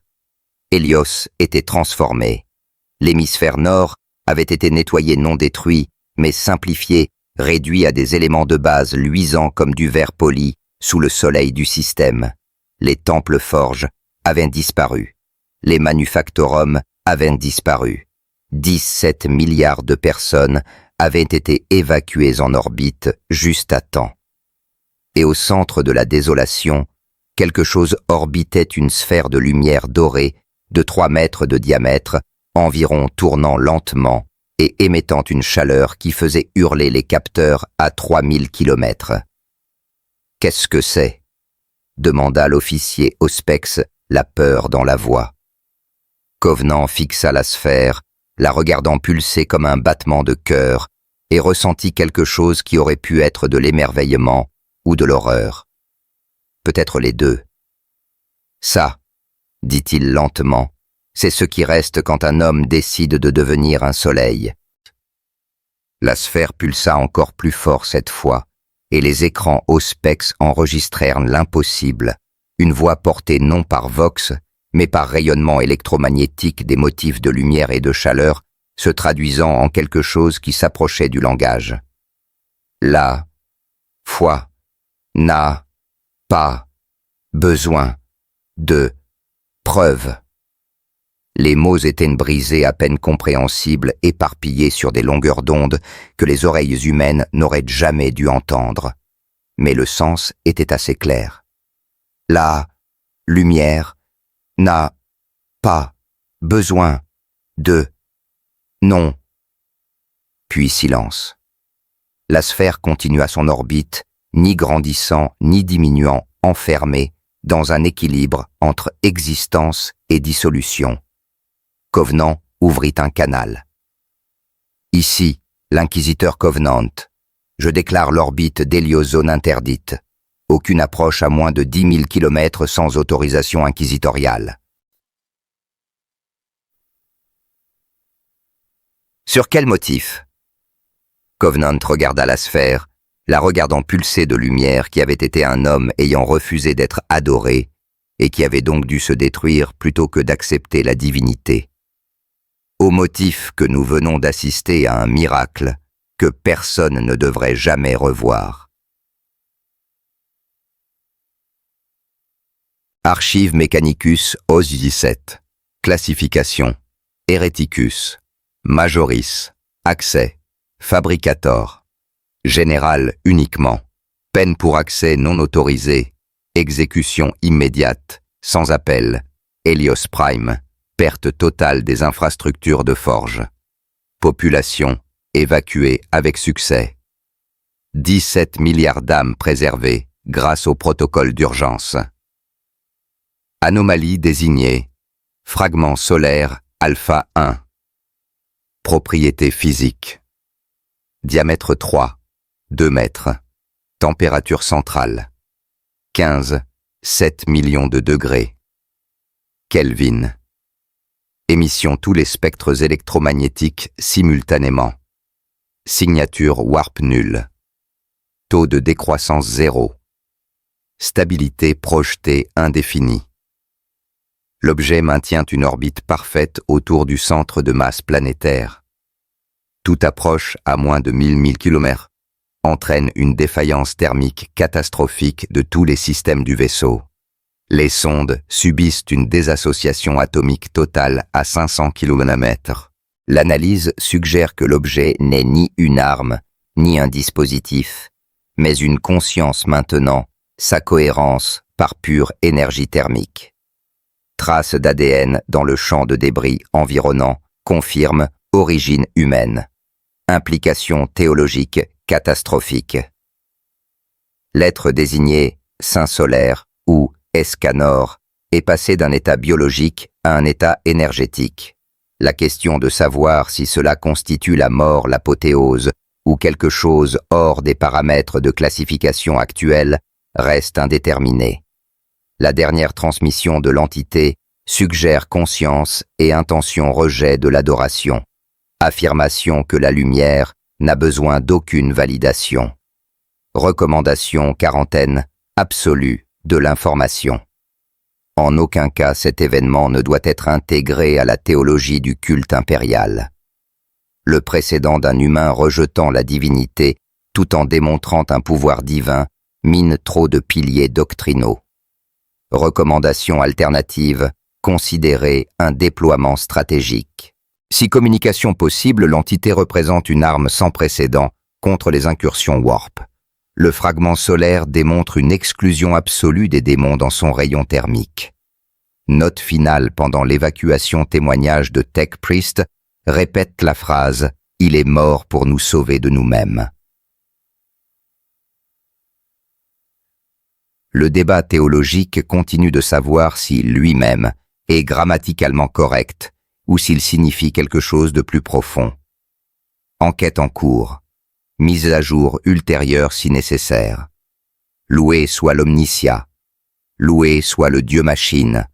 Loué soit le soleil qui refusa d'être adoré.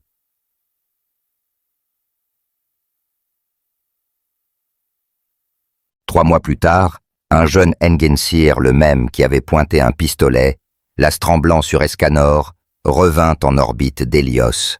Les temples forges renaissaient sur l'hémisphère sud. Le Mechanicus était tenace, sinon autre chose. Mais l'hémisphère nord restait intact, mémorial de verre, au jour où la foi avait tenté d'enfermer la lumière dans une cage. L'Engensier se tint devant un hublot de la station orbitale, regardant le fragment solaire accomplir son circuit éternel. Il tenait un data slate affichant le code liturgique final qu'il avait réussi à préserver de ce jour-là. Le Magos avait voulu en faire une écriture sainte, encoder les paroles d'Escanor comme mandat divin, construire un temple autour de son refus des temples. L'Engensier avait refusé, avait argumenté jusqu'à ce que son supérieur menace de lui retirer ses augmétiques pour insubordination. Il a dit non, avait dit l'Engensier. Il a dit de ne pas l'adorer. Alors, nous ne devrions pas. Maintenant seul dans l'obscurité, il murmura à la sphère qui pouvait encore contenir ou non une conscience « Je comprends maintenant. Vous ne nous avez pas sauvés des démons. Vous nous avez sauvés de devenir ce que nous craignions, de construire un autre Dieu alors que nous en avions déjà trop. »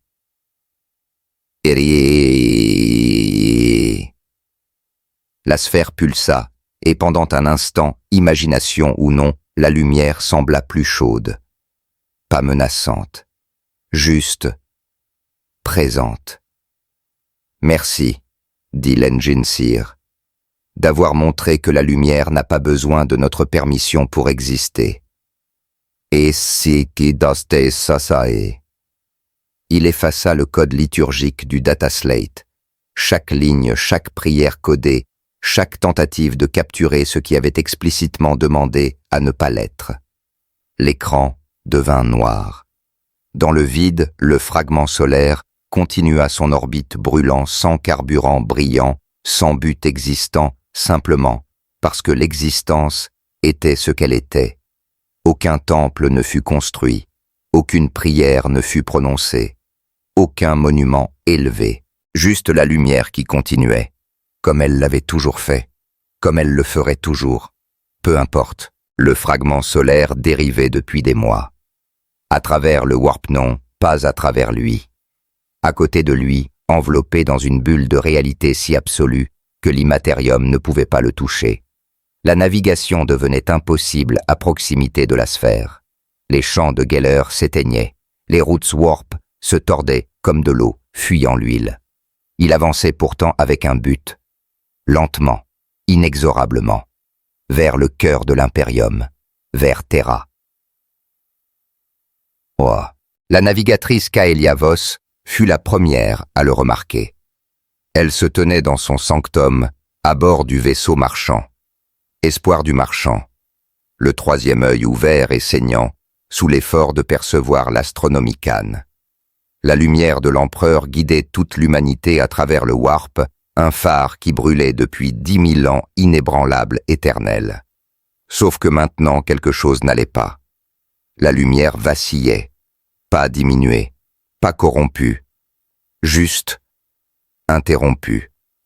Comme si quelque chose était passé entre Terra et son vaisseau, projetant une ombre là où les ombres n'avaient pas le droit d'exister. Elle cligna de ses 3 yeux et regarda encore, là, un point de lumière se déplaçant à travers l'espace réel en direction du système Sol. Mauvaise couleur, pas la brillance froide de l'astronomicane, mais chaude, dorée, comme l'aube sur un monde qui avait oublié ce qu'était l'aube. Kaelia tendit une main tremblante vers le Vox. « Capitaine, nous avons une situation. » Quand son message atteignit Terra par les canaux bureaucratiques, 3 autres navigateurs avaient signalé le même phénomène. Puis 7, puis 23. Quelque chose rentrait à la maison.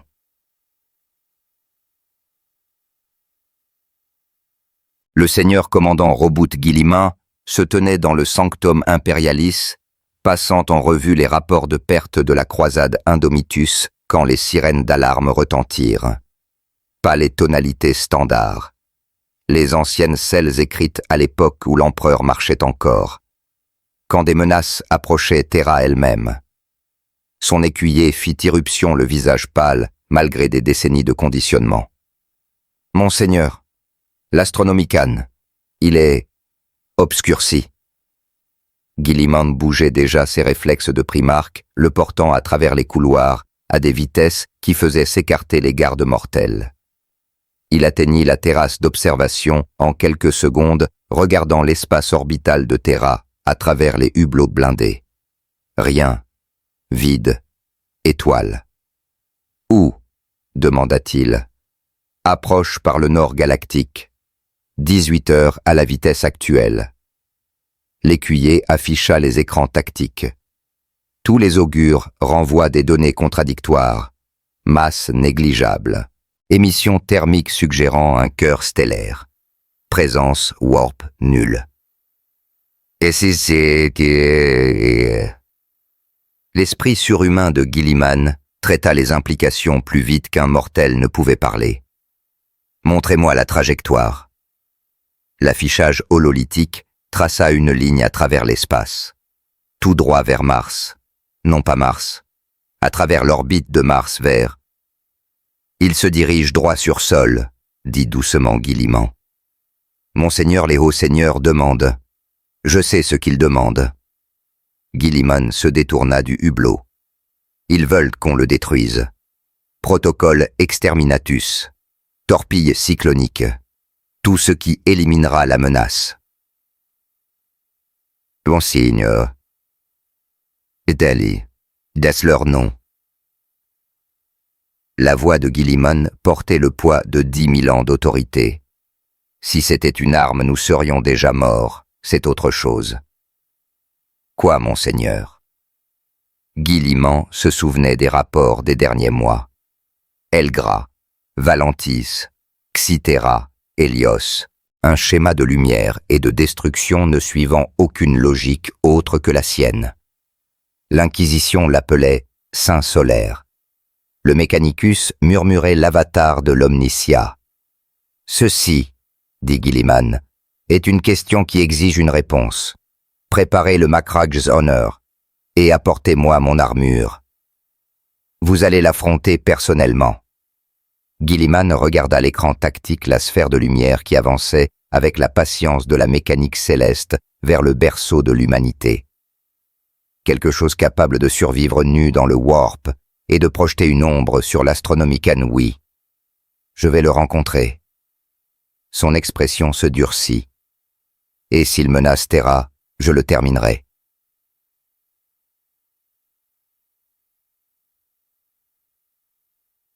Ils se rencontrèrent dans le vide, entre Mars et Sol. Gilliman se tenait sur une plateforme d'observation déployée depuis son vaisseau amiral Bots magnétique, le maintenant au sol. Armure scellée pour le vide. L'épée de l'empereur à la hanche. Boucliers à pleine puissance. Précaution peut-être inutile. Mais il n'avait pas survécu 10 millénaires en prenant des risques inutiles. Le fragment solaire approcha ralentissant à mesure qu'il se rapprochait. 3 mètres de lumière dorée, pulsant comme un battement de cœur, irradiant, une chaleur qui faisait gémir le métal de la plateforme, même à 1 kilomètre. Gilliman l'observait à travers sa vision augmentée, voyant des couches de données que son esprit de primarque traitait automatiquement. La sphère ne portait ni armes ni armure, juste lumière, compressée à une densité impossible maintenue par quelque chose qui n'était ni magie ni physique. La sphère s'arrêta exactement à 1 kilomètre. Pendant un long moment, rien ne se produisit. 2 entités de pouvoir suspendues dans le vide, se regardant par-dessus l'obscurité vide. Puis la lumière pulsa, et le vox de Gilliman crépita d'une voix qui n'aurait pas dû exister, rayonnement électromagnétique, converti en son motif de chaleur traduit en paroles. Vous êtes le Seigneur commandant. Les mots arrivaient lentement séparés par de longues pauses, comme si l'orateur se souvenait comment fonctionnait le langage. Je suis Roboute Gilliman Régent de l'Imperium, fils de l'empereur. Sa voix portait l'autorité qui commandait des systèmes stellaires. Identifiez-vous. Je, Fuse, Escanor. Fut, passé. Gilliman nota cela. Que êtes-vous maintenant? Une pause plus longue. La sphère pulsa la luminosité fluctuant. Conséquence. Derrière Gilliman, les serviteurs surveillaient les relevés, calculaient les niveaux de menace, préparaient les solutions de tir. Sa main ne bougea pas vers son épée, mais chaque muscle surhumain était prêt. Vous avez détruit 4 mondes en autant de mois. Helgra, Valentis, Xitera, Hélios. Chaque nom prononcé avec une précision mesurée. 17 milliards de morts sur Helgra seul.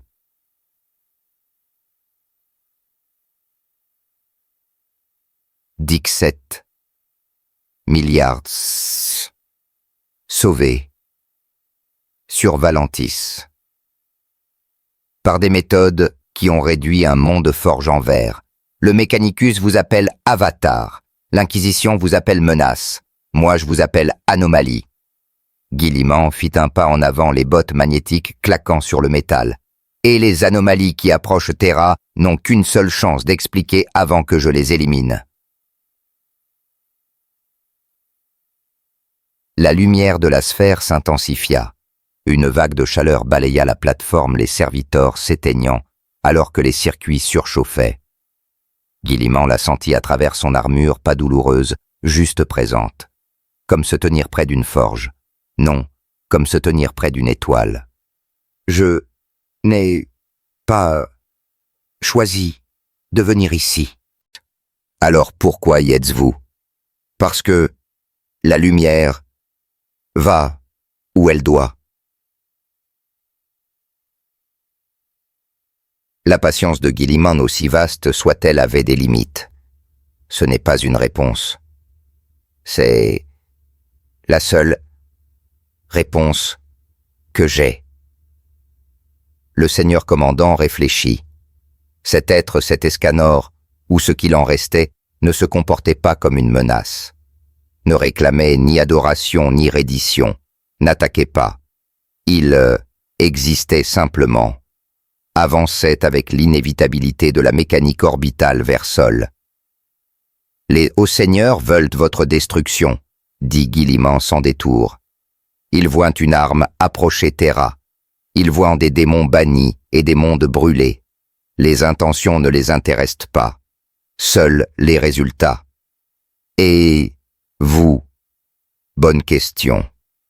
Que voyait-il, lui, Guilliman pensa à Monarchia, à Nuceria, à tous les mondes qui avaient brûlé pendant la Grande Croisade parce que l'empereur exigeait l'obéissance.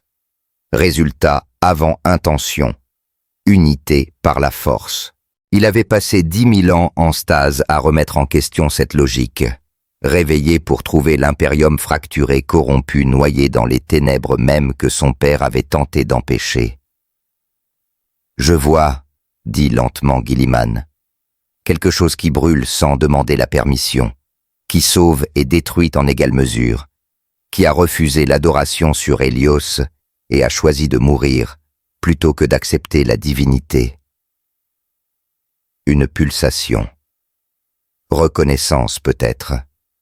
Mais je vois aussi une menace, incontrôlée, incontrôlable. Sa main se posa sur l'épée de l'empereur, doigt se refermant sur la poignée. Et je ne peux pas permettre à une menace d'atteindre Terra, pas tant que je respire encore. Alors, nous comprenons l'un l'autre. La sphère dérivait plus près, 500 mètres. La température bondit. L'armure de Guilliman émit des alertes, les systèmes de refroidissement luttant. Arrêtez. L'ordre absolu. La sphère s'arrêta. Vous, protégez votre maison. Je ne peux vous en blâmer. Mais vous ne ferez pas demi-tour. Ne peux pas. Le Soleil ne choisit pas son orbite. Guilliman dégaina l'épée de l'empereur. La lame s'embrassa enveloppée de flammes dorées, le pouvoir de son père canalisé à travers 10 000 ans de foi et de prières désespérées. L'arme la plus sainte de l'impérium. Alors je n'ai pas le choix. Non. Vous n'en avez pas. Aucun ne bougea pendant 3 battements de cœur. Puis les deux bougèrent en même temps. Le duel qui suivit fut rapporté dans 17 récits différents, chacun se contredisant. Certains affirmèrent que Guilliman chargea à travers le vide bottes magnétiques, le portant plus vite qu'aucun mortel ne pouvait suivre. D'autres jurèrent que le fragment solaire bondit en avant, s'étendant comme une nova. La vérité fut plus simple et plus étrange, la réalité plia. L'espace entre eux se comprima, se repliant sur lui-même, 2 points de pouvoir, s'effondrant en proximité, non par le mouvement, mais par la volonté, affirmant sa domination sur la distance. Guilliman abattit l'épée de l'empereur. Le feu sacré rencontra la chaleur stellaire dans une collision qui s'enregistra sur les capteurs à travers tout le système. La lame forgée de foi, de désespoir et de 10 millénaires de prière mordit la surface de la sphère. La lumière se dispersa, pas tranchée, dispersée comme un rayon à travers un prisme se brisant en longueur d'onde qui peignirent le vide de couleurs qui n'auraient pas dû exister. La sphère pulsa et la chaleur devint force cinétique. Guilliman fut projeté en arrière, les bottes magnétiques arrachaient son corps de primarque, tournoyant dans le vide, jusqu'à ce que les propulseurs se déclenchent et le stabilisent. Il regarda son épée. La lame avait survécu, mais à peine sa structure moléculaire déstabilisée, la réalité ayant brièvement oublié pourquoi le métal devait rester métal. Impressionnant, dit Guilliman, activant son vox pour que la sphère l'entende.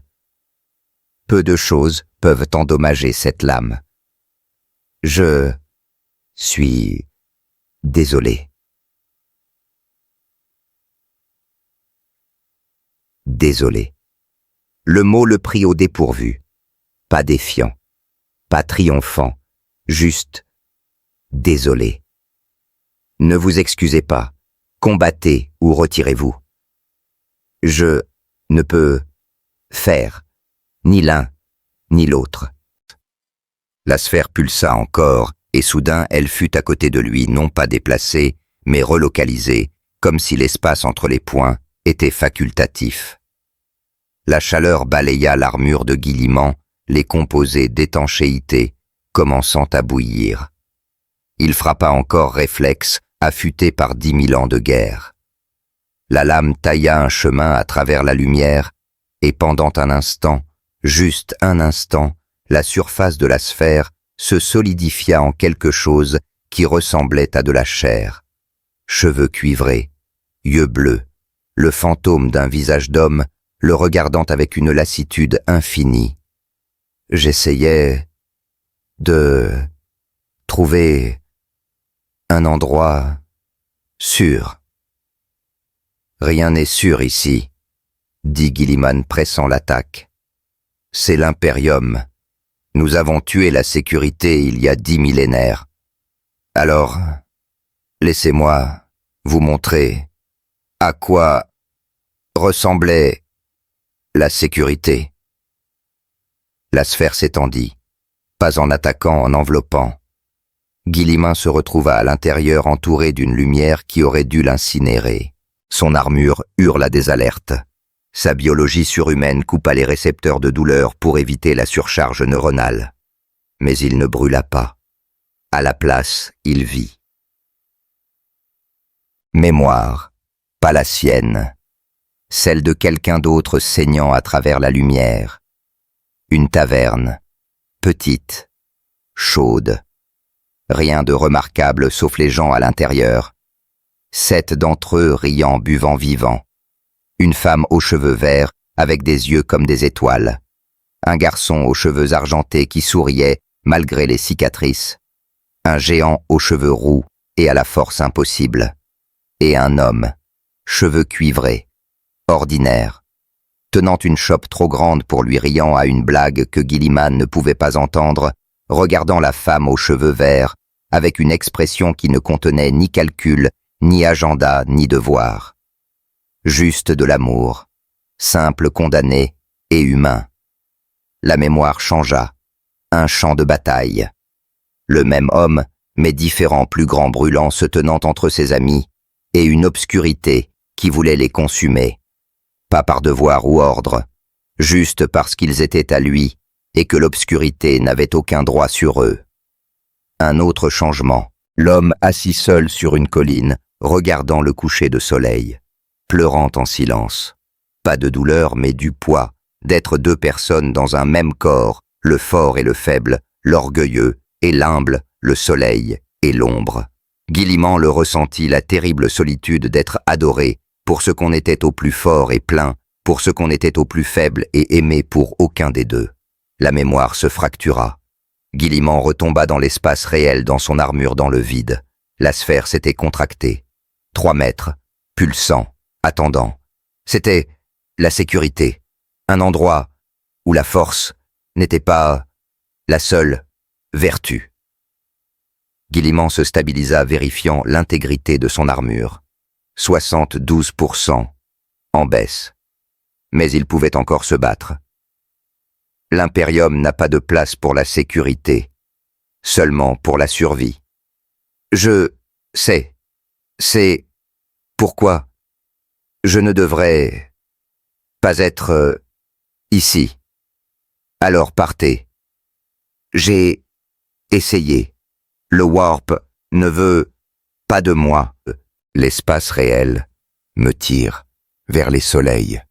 Je suis piégé dans un univers qui ne veut ni lumière, ni ombre, juste un gris, sans fin.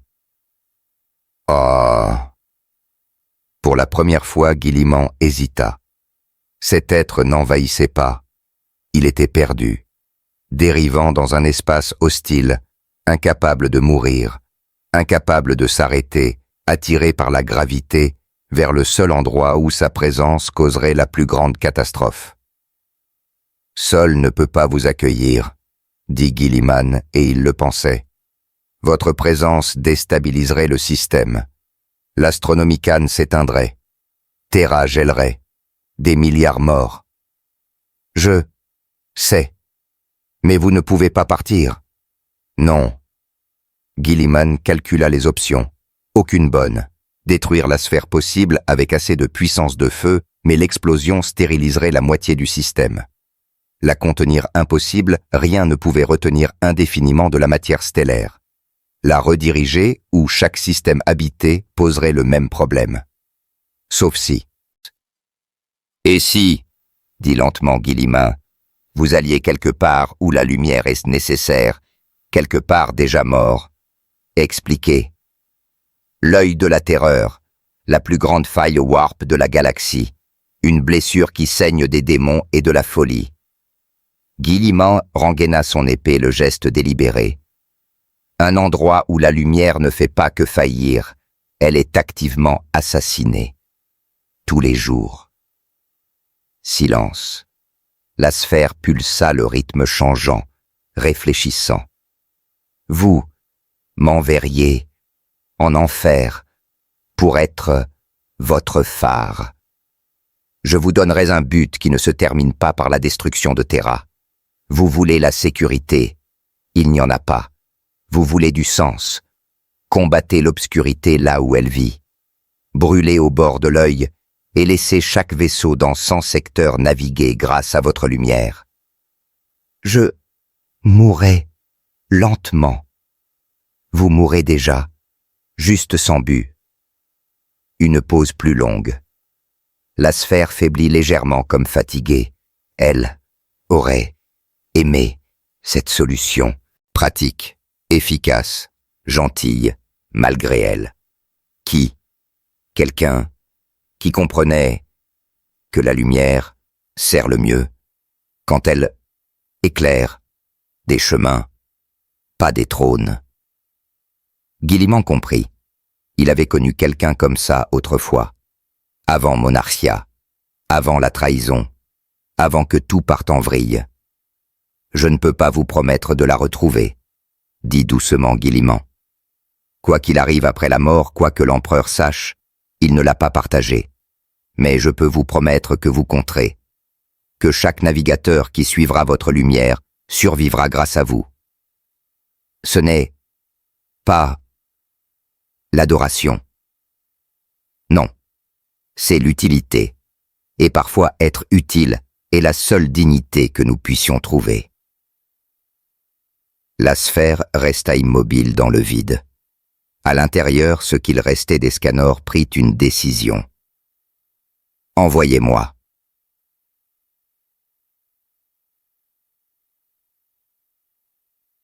Ils déplacèrent le fragment solaire avec précaution. Le commandement de flotte assigna 12 vaisseaux tous automatisés sans équipage pour fournir des impulsions gravitationnelles orientant la sphère, loin de Sol, vers l'œil de la terreur. Voyage de 1000 ans à vitesse subluminique. Guilliman regarda depuis le Macrag's Honor, alors que la sphère entamait sa longue dérive vers le bord galactique, vers la blessure où hurlaient les démons et où la réalité mourait. « Monseigneur, » demanda son écuyer, « croyez-vous qu'elle tiendra, que la sphère ne se détériorera pas ?»« Non, » répondit honnêtement Guilliman.